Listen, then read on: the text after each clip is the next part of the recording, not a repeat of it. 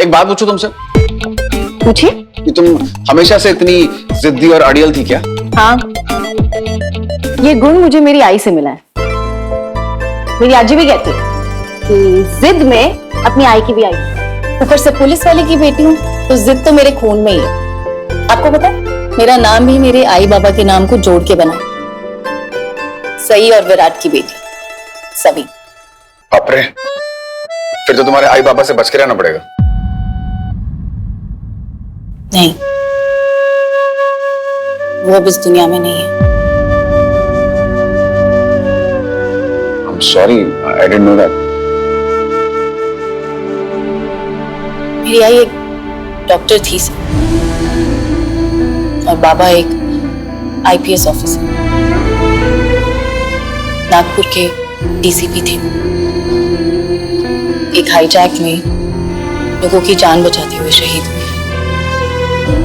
उस प्लेन में बाकी पैसेंजर्स के साथ मेरी पूरी फैमिली थी। हमें बचाने के लिए एक रेस्क्यू मिशन प्लान किया गया था, जिसे मेरे बाबा ही लीड कर रहे थे।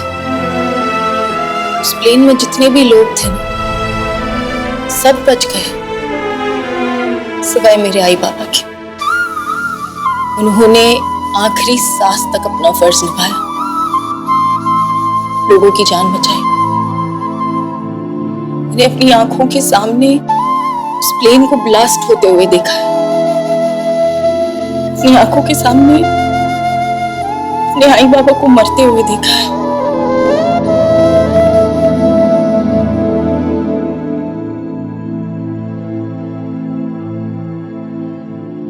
Sorry, please.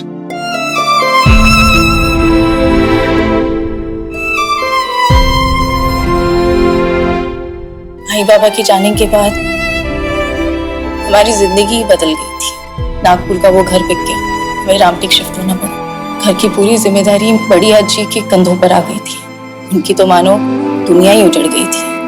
मेरी आई को मेरे बाबा की मौत का जिम्मेदार मानने लगी। मेरी आई भी एक डॉक्टर थी ना, जिंदगी भर बस उन्होंने भी लोगों की सेवा ही की। इसीलिए मेरी बड़ी आजी को लगता था कि जो लड़कियां अपने परिवार से ज्यादा अपने करियर पर फोकस करती हैं, उनका परिवार ही तबाह हो जाता। कोई माँ अपने बच्चे को छोड़ के नहीं जाती। जब उसके बेटे को उसकी जरूरत थी तब वो कहाँ थी? नौकरी कर रही थी, करियर बना रही थी, उसे तो फुर्सत ही नहीं थी। मैं लंदन स्कूल ऑफ बिजनेस में 2 सालों से अप्लाई कर रही हूँ, उनका कोई रिप्लाई नहीं आया था और आज उनका सडनली सिलेक्शन का लेटर आया है। मुझे और हरिणी ताई को लेके उनका नजरिया ही बदल गया था।